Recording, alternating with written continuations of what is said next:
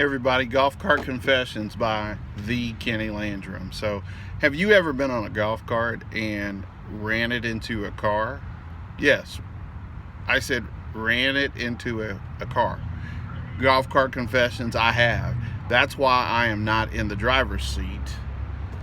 See, driver's seat, passenger seat. That is why I'm in the passenger seat. Golf Cart Confession number 2. Did you know that today is April 30th? Yes, I said April 30th. That means it's the last day of April, and tomorrow we go right into May. So that's number 2 of Golf Cart Confessions. And number 3 is I'd really like you to come in and see me today. We are on the corner of Scottsville Road and Lovers Lane. I am the Kinny Landrum, and I'm looking forward to seeing you today. If I can help, please give me a call, 270-779-2819, or a text. Thank you.